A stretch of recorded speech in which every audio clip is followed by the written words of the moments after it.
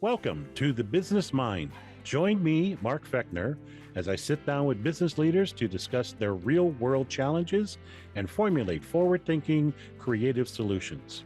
We focus on real people with real issues, and we tackle those issues in real time. I don't have the answers. I help you find the answers within you. Sometimes all that is needed is just a slight change in perception. The Business Mind Show starts now. Good morning, everyone. I am Mark Fechner, and welcome to The Business Mind here on Transformation Talk Radio, the show that features the guest's pursuit of excellence through the process of one-on-one coaching. If you would like to be part of our conversation, I would welcome your comments in the comment section on the transformationtalkradio.com website, or if you would prefer, the facebook.com/. Transformation Talk Radio. Please, I'd love to hear from you. So today we're going to talk about upscaling a business. And upscaling a business is something that every business owner needs to do and needs to think about. But it's particularly important to have an understanding of it if you are a solopreneur, because solopreneurs are the only person in their business. They're the ones that are generating the revenues and handling the clients and stuff like that. And at a certain point, upscaling a business becomes a fight between getting more money for your work and sacrificing more time to achieve it. And so today we're going to have that conversation. My guest is, she started out as an athlete. And in that process, she probably had more injuries than normal in her early athletic career. But that has inspired her to start her own personal training business.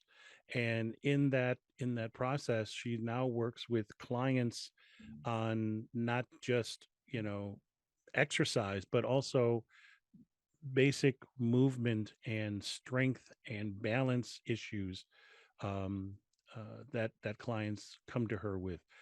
She is the founder of Spark Synergy Fitness here in the Chicagoland area. Please welcome Kirsten Andersen. Good morning. Thank you for the introduction, Mark. Good morning, Kirsten. How are you? I'm doing delightful today. Delightful. I'm glad to hear that. And I'm happy to be here. Given my introduction, please tell us a little bit about your business. Give us more information, more detail. Sure. As Mark mentioned, I was a chronically injured athlete growing up. I didn't even realize how severe some of those injuries were until I was in college. And I was diagnosed at the tender age of 20 with severe arthritis in both of my knees. That's not something that you normally find in a 20-year-old body. And modern medicine at the time failed me. They said, "No, there's nothing that we can do. Go home and take painkiller." And I didn't accept that as a solution. And so it was sort of a heal thyself situation. So in my pursuit of learning why my body was behaving this way, I went into a personal training certification program and learned essentially that I had been moving in unhealthy and incorrect patterns, and that had exacerbated these issues. And so through the process of learning how to correct those issues in myself, I also have a theater degree, so I'm relatively good at communication and creative imagery. And so taking some of these concepts that, if you see a physical therapist, they're able to be like, "Oh, I guess this muscle and this joint and this particular thing that the joint or that the muscle or the tendon attaches to." I speak in a little broader terms, kind of layman's terms, if you will, in order to help people connect with their bodies, connect to healthier movement patterns, and really understand what their bodies should be doing in space so that they can be strong, stable, reduce pain, reduce injury, and go on to lead really movement healthy and movement conscious lives. Very cool. I also wanted to point out that, yeah, and I've seen some of these videos. You're also very much into stunt work, um, uh, through with your theater background, which Mhm. also takes on that physical uh, attribute of your business as well. Very much. And the link for those two is really about physical storytelling. Obviously, for stunt performance, I'm using my body to help tell a story, and often that story for a stunt performer involves violence. My first episode of Chicago PD, I got carjacked and I got thrown into the street a whole bunch of times, so that was a fun time. Um, and I, I'm picturing you, and I'm just picturing. Okay, here, let's throw this woman into the car. Yep, just like, well, no, not thrown into the car, thrown out of the car and into the Oh, middle of the street. So so sorry. it's My okay. bad. I must have done that fall and roll like, I don't know, 12 times. It was a great day, honestly. I had a blast. Not not your average day at work, but yeah, it's really fun being able to connect those dots of the performance and the body awareness and building on foundational skills so that I can do something like that 12 times and not get injured, you Yeah, know? I Um, I I particularly like the video you shared with me privately of you on fire. That was, that was that's that fun. was like, wow, Yep. and boy, that's alarming. just I'm just saying. So in our so to get on with our discussion, what is it that you would like to discuss today? So my biggest issue as far as upscaling goes is that I my clients love me, which is great. It's a great problem to have. My clients love me. And so when I get when I find someone who's a good fit for my coaching style and they appreciate the education, they appreciate the guidance and the companionship and all that goes into that. I've had some clients that I've been working with now for upwards of 6 years, which is delightful. I love these human beings. Um, but there's a certain point at which I I want to stop trading my hour by hour by hour for money and be able to create um, a larger program, or really I want to be able to help more people and free up some of my time. I think that's really the kicker. Is that right now, because I'm working primarily one-on-one or in small groups, my ability to reach people is really limited by the number of hours in the day, or the amount of energy that I have. Um, and so that's currently my dilemma, figuring So out. you and I have been working for a few months. You know, free disclosure here. Kirsten and I have been, she's been my client for a number of months now. And we've been talking about your creating this uh, video program Mm-hmm. stuff. Mm-hmm. So what's still the challenge in creating those videos and submitting that to a client? I'm recognizing that not all of my current clients are interested in that a little bit more hands-off approach where I'm creating programming. They, especially the clients who've been working with me for a while now, they know what their bodies are supposed to be doing in space. I'm not worried about them injuring themselves. Um, and I would love for them to be able to have a little bit more self accountability and essentially maybe meet them once a week and then hand off a homework program and, have them stick to it. And that stick to itiveness is really one of the hurdles.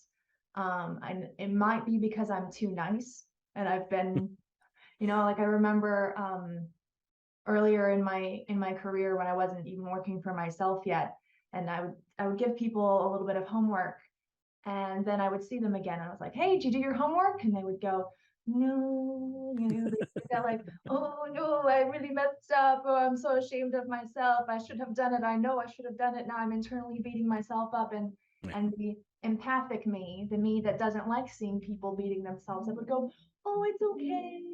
It's okay. And that wasn't helpful for them. And that wasn't terribly helpful for me either to Right. help them get the results that they wanted. And so now I'm in the point of trying to break that cycle and maybe become a little bit more of a bad cop, or maybe not even, maybe I don't even have to be a bad cop. That might not be the way to phrase it, but how can I help? How can I create a system to help people be more accountable to themselves and also to me, so that they don't feel like they're just doing it on their own, that they still feel like I'm involved in their movement and very invested in their progress, and all that, and a bag of rice. I don't Right. Right. Right. Exactly. know. Um, yeah. And it sounds like to me that the empathy part is wonderful and is a great advantage, especially with what you do. But it also sounds like it's kind of getting in the way. To a certain degree, yeah. Okay. Okay. Um, and I think part of it is, because as I'm creating this kind of video archive of exercises and demonstrations, and I've mentioned I'm a real stickler for healthy movement. So I want my clients to understand what goes into doing an exercise like a row or like a push-up, so that they're not hurting their shoulders, and that they understand what those body mechanics are. Hmm. And so, because I feel like my superpower is that kind of educational translation when I'm Hmm. with a person, my struggle with the videos is knowing, like, what are the cues that are going to be the most effective? How concise do I have to be in order to share that same nugget of educational information and still have it resonate? Right. Okay. This is a good time to take a quick break. So, for our listeners, you are listening to The Business Mind. I am Mark Fechner. Remember, if you are interested in making comments, I would love to see and hear from you on the Facebook page or transformationtalkradio.com. We are going to take a quick break and we're going to come back and go into a more detailed discussion on this. So please stay tuned.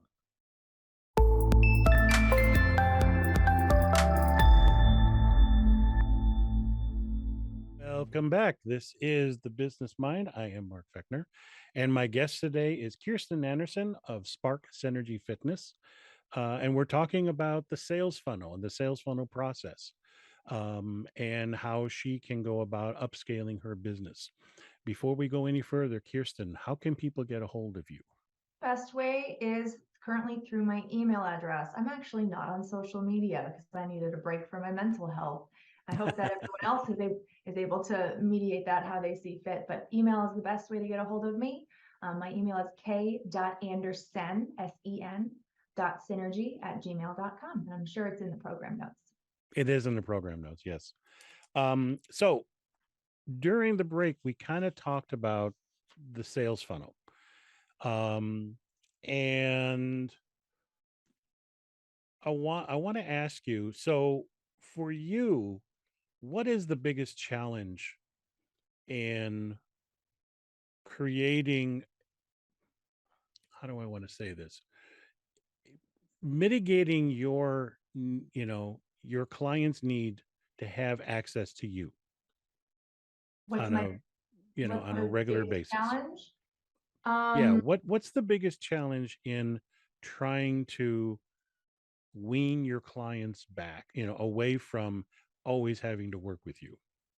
I think, I mean, in terms of, thinking about the sales funnel, I think just because of the nature of my business, like, we're at the top of the sales funnel, there's the freebies, and then maybe a small group, and then maybe a like an evergreen or a subscription. And then right as you get narrower and narrower and deeper into the funnel, it becomes that the one-on-one, which is kind of like the ultimate cherry, except for my business, that's where people start. And Hmm. so having that access, I haven't had to build out the other levels or layers of that funnel. So I'm in the process of trying to build some of those programs so that I can possibly work with smaller groups or create a subscription program. The One of the biggest challenges is, quite frankly, having the time to do that, because so many of my hours are spent one-on-one with clients. Hmm. And so making that transition and being able to like have the time to create the programming to sort of funnel them into is one of my challenges. Okay. Um, I know from our work outside of this conversation that you've achieved that. You have gotten material together and you have shared it with clients. What's been the response like? The response on the whole, because we're, let's see, because I do have two clients right now who are doing a remote coaching option, which is where I'm a little bit more of a general versus an accountability buddy. Hmm.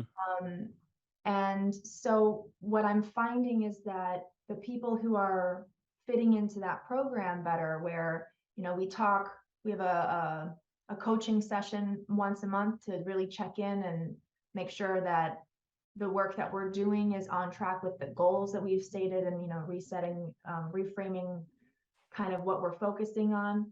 Hmm. Um, but what I'm finding is that the people who are really successful there already come in with a certain self-reliance and or already have more exercise know-how. And so one of my clients in particular is just running with it. Like I've given her her monthly program. It's customized for her goals. Whenever she has questions, we touch base. But really, she's just been incredibly self-sufficient. And so the struggle that I'm having is, how do I take these people who don't necessarily have the confidence, because a lot of the clients that I work with, they didn't grow up feeling athletic. They didn't grow up having confidence in their bodies. Many of them actually have a lot of fear in their bodies, either that they're going to fall or that they're going to hurt themselves, or, and especially because I work with like middle-aged and senior people, especially, that confidence about not getting injured is a really big deal. So Yeah. how do I take those people and instill that confidence, which comes over time and comes with repetition and, success that we celebrate, and then how do I transition them to become more Hmm. self-reliant, and then that they don't, so that when they wake up, moving is part of their day, just like brushing their teeth. Right. Right. Um, so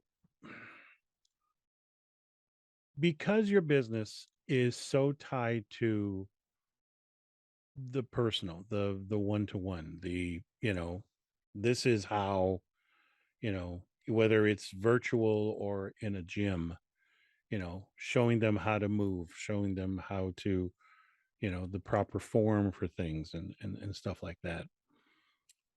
What if, and this is just an idea to think about, but what if you were to flip the sales funnel process?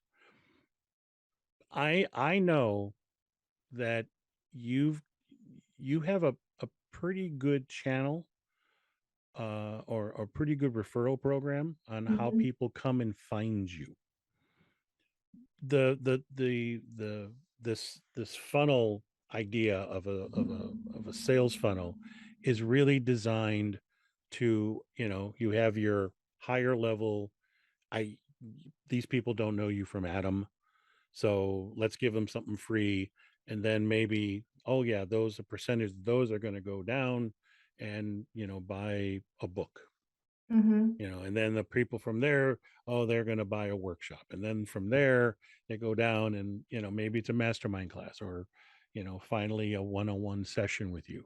Mm-hmm. But that's a way, in that sales funnel model, that's a way to attract new clients. Mm-hmm. You don't have that issue right now. No, thankfully I don't. No, you don't. And we should all have that problem.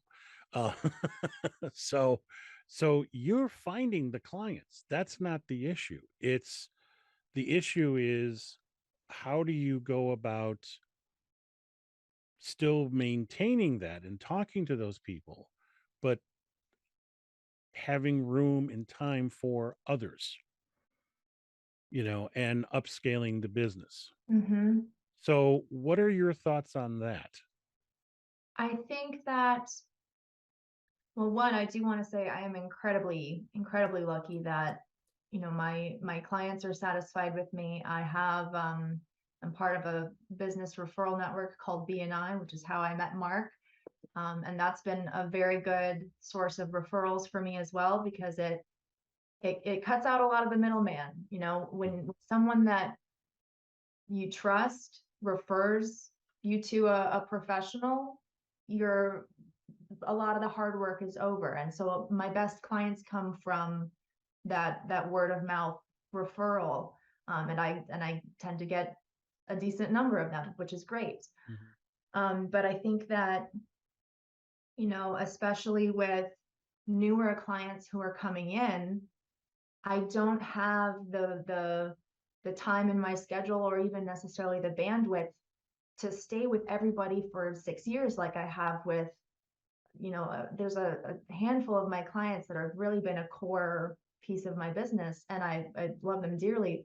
But I don't necessarily see them transitioning into a different model. So focusing on those newer people coming in, I think, to answer your question, that the expectation simply needs to be set early, Okay. that we're going to be working together in this one-on-one fashion, whether it's actually in person at my gym space, or whether we're working through Zoom, which I'm finding has been incredibly effective.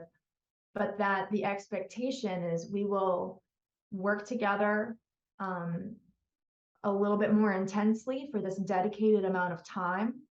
And during that time, we'll be working on those processes to help build the self accountability and build that momentum, so that moving becomes part of your habits, not just strength training or cardio or what have you, because to me, movement is medicine. And so even just getting up and taking 10 minutes to limber up in the morning and just get in touch with your body is a commendable habit. Yeah. And so taking those newer people, those newer clients, and setting the expectation of we're going to be working together one-on-one for whatever this duration is. And then after that, here's how we're going to progress, and like setting that as the sort of standard. So in talking about expectation, and that's an interesting word. What do you find is the biggest challenge when you're talking with a person about their expectations? That's a really good question.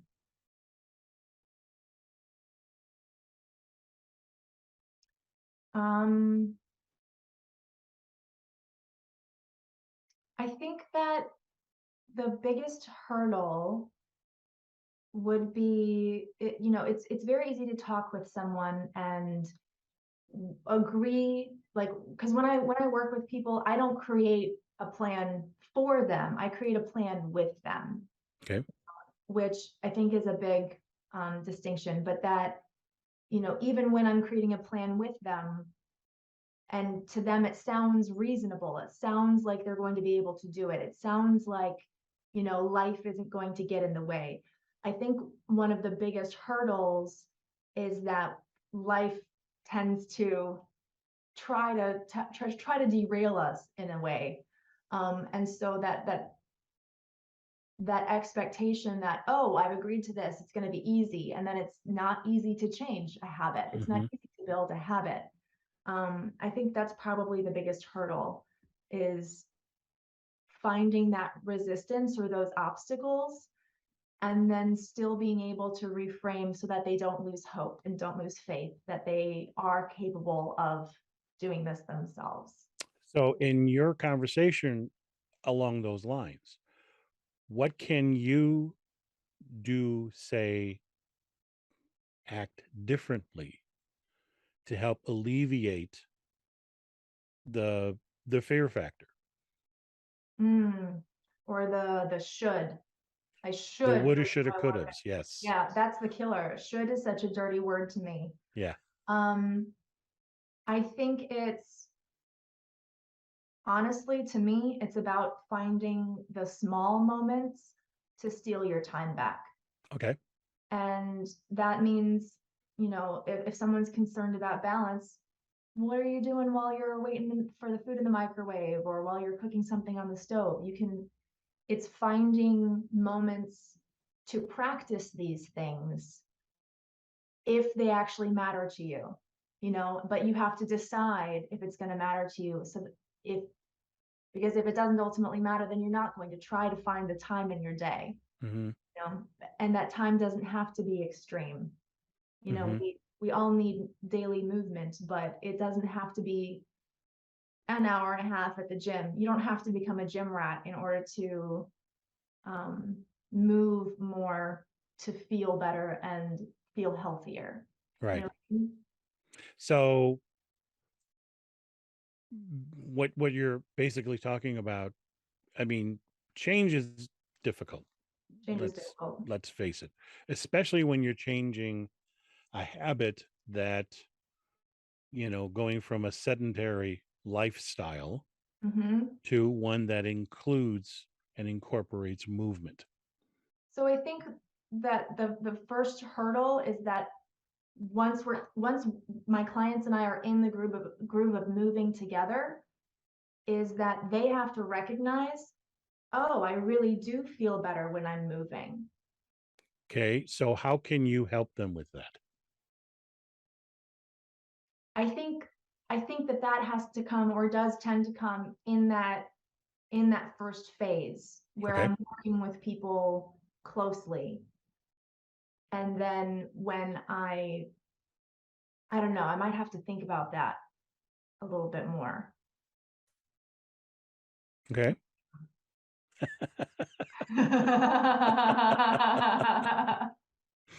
I can see the smoke burning right now. So, because what your clients are experiencing is true of a lot of people, is that they're experiencing a fear, Hmm. you know, and you, with your empathy and your experience of, overcoming the physical adversity that you have experienced, you have a way of connecting with a client that may not be true of a lot of other personal trainers. I really meet them where they're at. I refer to this principle as the growth edge, Okay. which is taking a client and learning where that threshold of their comfort zone is, essentially. Because, sometimes you hear the word comfort zone, and when people say you got to step outside your comfort zone, it feels like someone's asking you to leap off of a cliff, Yeah, exactly. right? And the way that I think of the growth edge, if we're standing at the Grand Canyon, I'm not asking you to leap off. I'm helping you find a winding, safe path down. That Hmm. moments of it are challenging. You're challenging your expectations of yourself, but all the while you still feel like you're safe and you're in good hands. And so you learn to trust your own body a little bit more. Okay. And so, when we're talking about the sales funnel, it sounds like we're flipping the funnel. Yeah. because you can establish, it's going to be much easier for you to establish. We're making some assumptions here. I apologize. I'm stepping back here a little bit. We're making some assumptions. You're getting clients. You're not really searching for the clients. The clients, you're getting good referrals. Mm-hmm. So it's not about attracting new people. It's more about establishing the trust and the confidence early on in the relationship. Yes. And then from there, you can basically guide them to a program that allows for you to take on more clients, because that's Mm-hmm. really the goal here. Yes. They're still working with you. Maybe they are working with you at a reduced price level because they're not, it's not the one-on-one, Because but they're at the point where they don't need so much individual attention because exactly. we built the body confidence and we've built some of these habits and the knowledge. Yeah. So they don't need all of that hands-on attentiveness because Right. I'm very detail oriented when I work with people. Right. And so you're going to, so you can establish, and this could be part of your onboarding process when you actually talk to a new client for the first time, saying, hey, listen, we're going to get real intense up front. Not that you're intense, but you know what I mean. Never thought of you as intense. Um, but we're gonna, we're really gonna, I'm gonna focus on what you need and what we're gonna do and how you can move better and create movement that is customized to you, my client. Hmm. But eventually you're gonna wean them off of that Yes. Build and self-reliance. create the self-reliance that they need. So in all of this, what's the scary part for you? I think that's where quite frankly, like my control freak nature actually comes in. Like I said, I get very detail oriented. And so, well, and not just that, but I think I've become so accustomed to being with a human being and helping them solve problems in the moment that, and I really do feel like my superpower is there in the room with somebody, helping them understand their bodies in a new Hmm. way.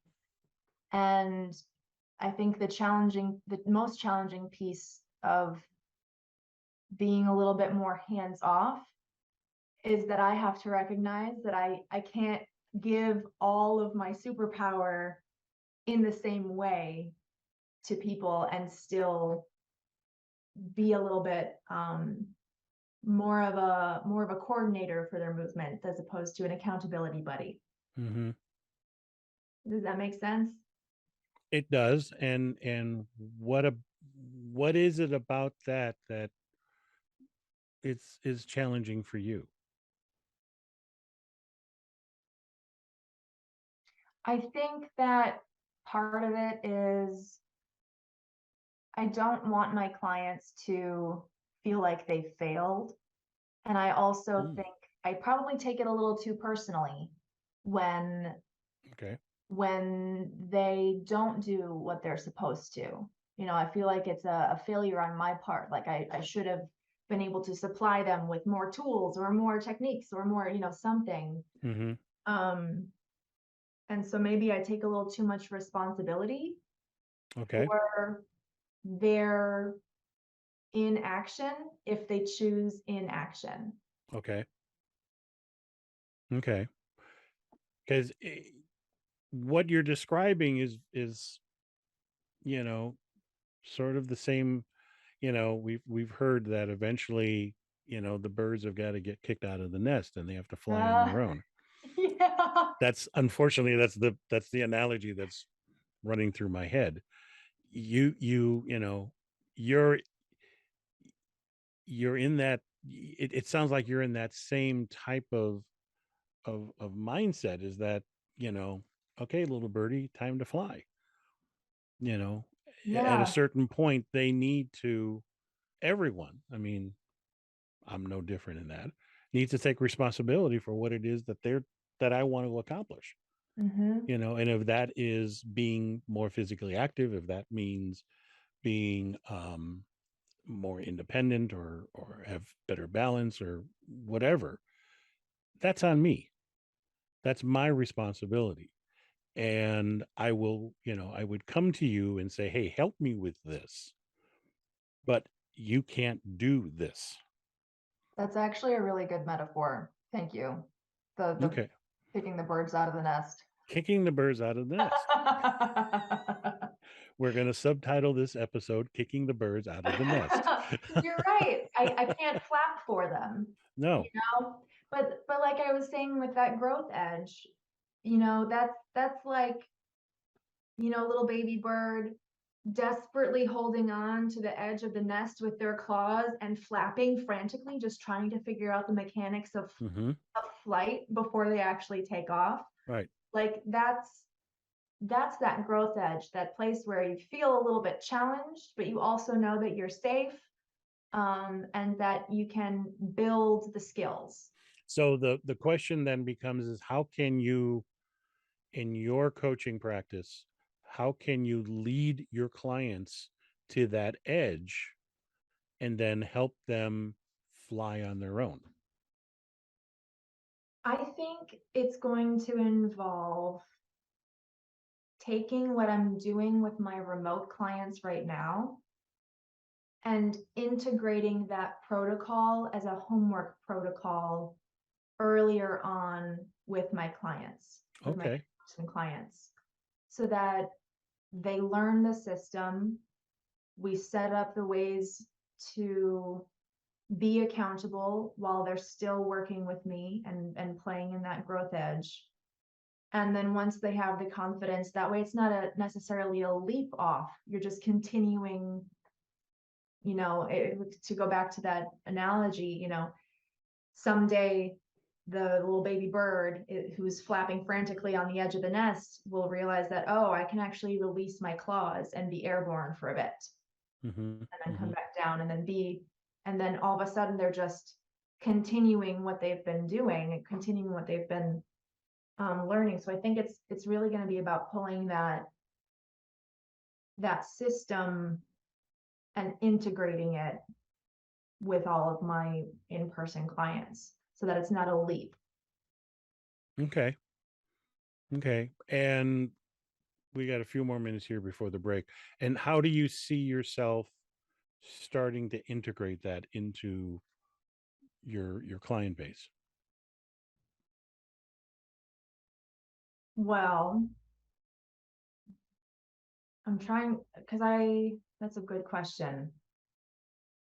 Because part of it is also, that's an additional type of work on my end. Not that it's not doable work, but you know, it's almost like it's a little bit of a different hat when I sit down to create Hmm. exercise programming for people versus when I get to show up and be in a room with people. I'm wearing a different part of my entrepreneurial hat. Good Yeah. gracious, I can speak English. Um, and so I think integrating it with my current clients, it might be, instead of doing it like all at once where I go, everybody's now on this system. You Yeah. have no choice. You know, I think it's going to be having conversations with my current clients that I'll obviously be open to, would you like to do this? No, not Hmm. right now. Okay, cool. Because there are going to be some of my clients who will lean into this a little bit more easily or more willingly than others. Hmm. Um, and so I think starting there to help build not only their confidence, but also my confidence that the system will work Right. before just kind of globally slapping it across all of my clients as mandatory, because that's also, I'm getting much more efficient at this remote coaching and the homework programming and all that sort of stuff, but it is still a little bit newer for me. So, Right. and I don't know if you know this, Mark, but when you do something new, sometimes it takes longer than you expect it will. Really? What? I've never experienced that in my life ever. It's never been a thing where you're like, oh yeah, I can totally knock this out in 20 minutes. Yeah, 3 hours exactly. later, three So hours, it also sounds like, and we may not have enough time to go talking through this, but it also sounds like it's a mindset change for you 100%. because I'm sorry.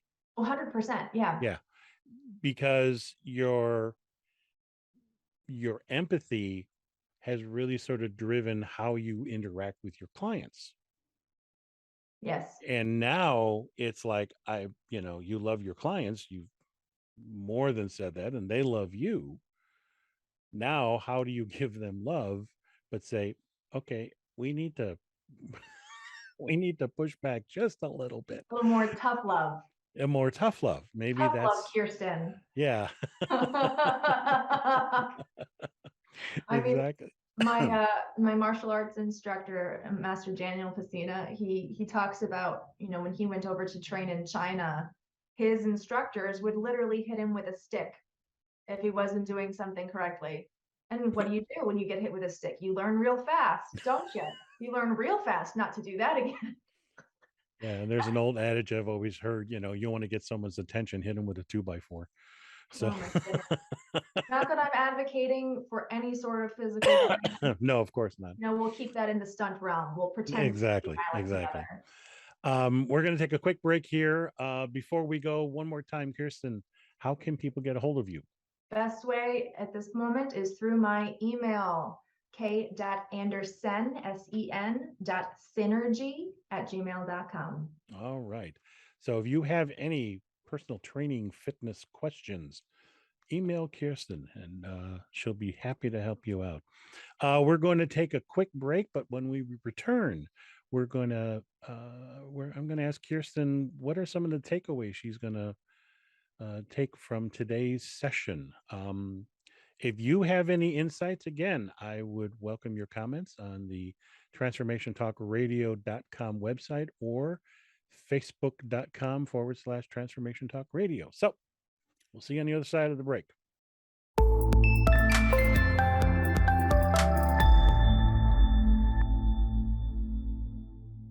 Okay, welcome back.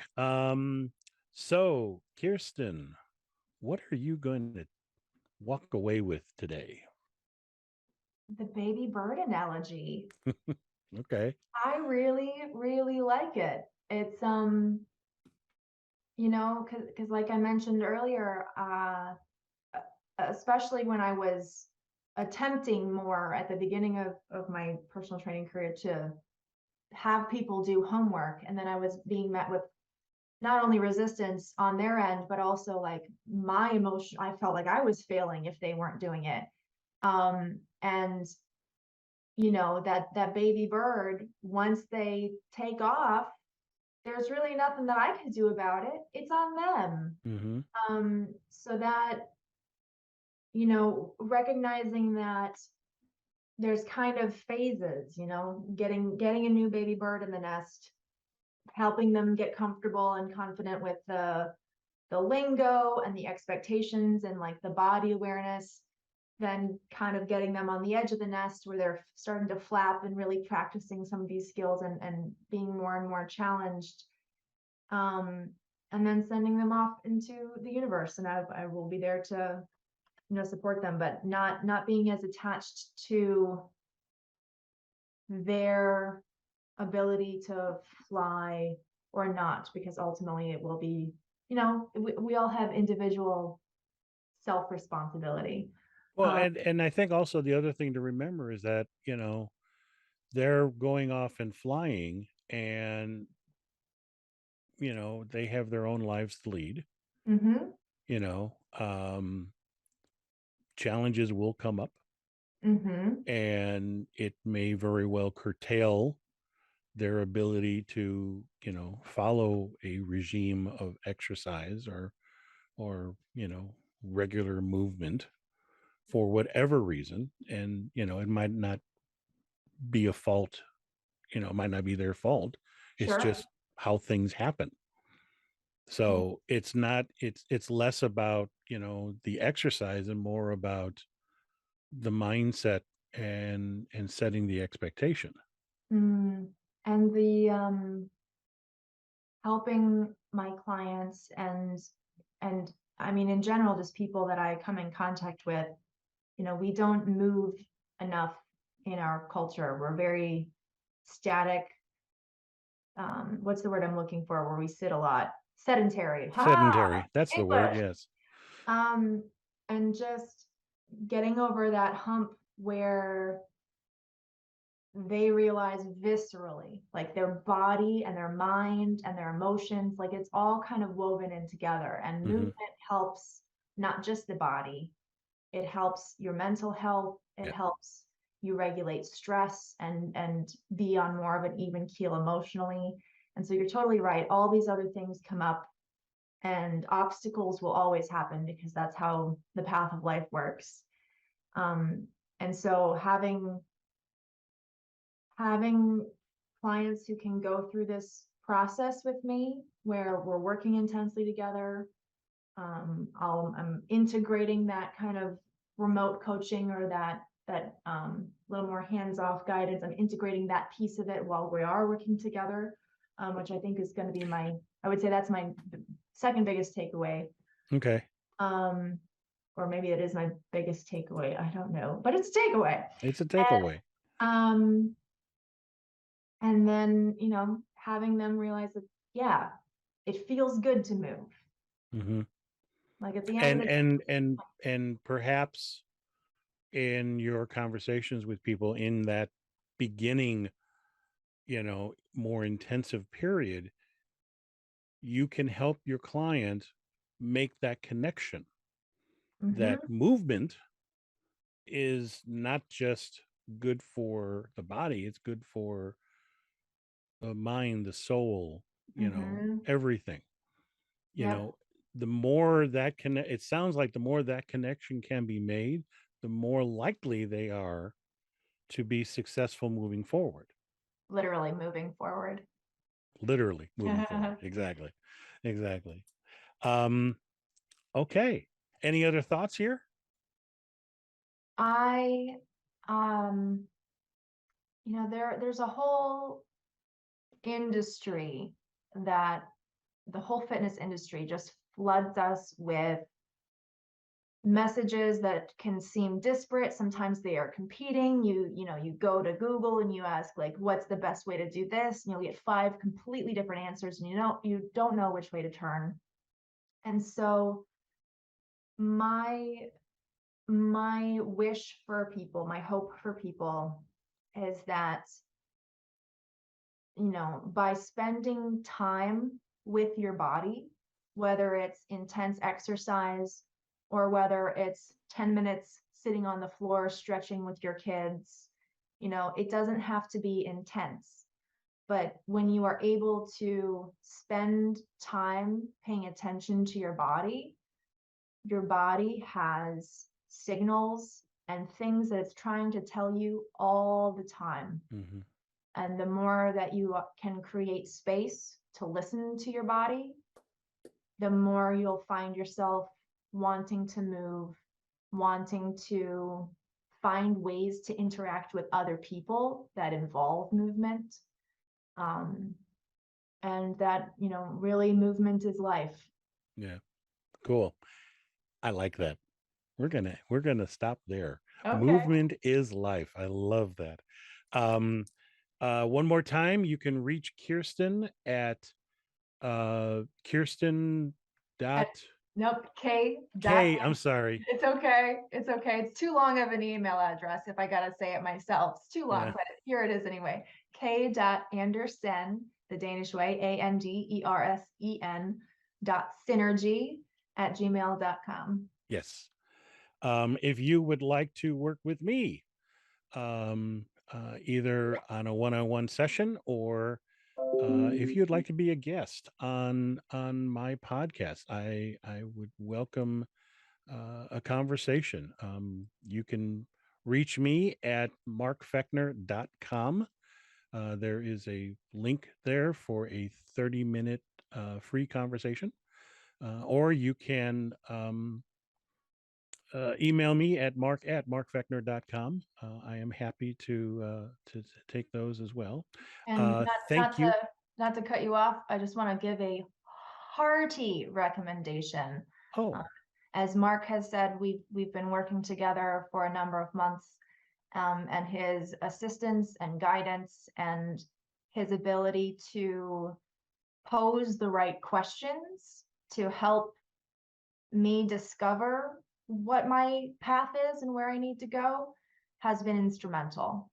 And so I heartily recommend working with Mark. He's a wonderful human being and an excellent coach. oh, gee, thanks. I'm all Oh, blushing now. oh, look at you blushing. And the check is in the mail. No. Thank you very much, Kirsten, for being here, for your willingness to be open in a public forum, and to discuss some of these things that are challenging you, and hopefully, how you can improve what you're doing in your business. Next time, my guest will be wine specialist Susie Whipple of the Basseret Collection. I'm kind of looking forward to this. I'm not sure exactly what we're going to be talking about yet, but I think it's going to be an interesting conversation. If nothing else, there will be wine. So who can go wrong with that? The Business Mind can be seen and airs the second and fourth Tuesday of every month, on Tuesday at 10 a.m. Central on transformationtalkradio.com. So please feel free to join us, join the conversation. So until next time, be safe, be healthy, be profitable. See you then. Thank you for listening to The Business Mind on Transformation Talk Radio. I'm Mark Fechner, where we focus on real people with real issues, and we tackle those issues in real time. I don't have the answers. I hope you find the answers within you. The Business Mind Show airs the second and fourth Tuesday of every month at 8 a.m. Pacific on transformationtalkradio.com. Sometimes all you need is a change in perception. A certified coach will listen to your challenge, ask you intuitive, open-ended questions, help you find fresh perspectives, and then hold you accountable to reach your goals. Coaching is an investment in yourself that can create paths to greater success. To find out more about my coaching, go to markfechner.com.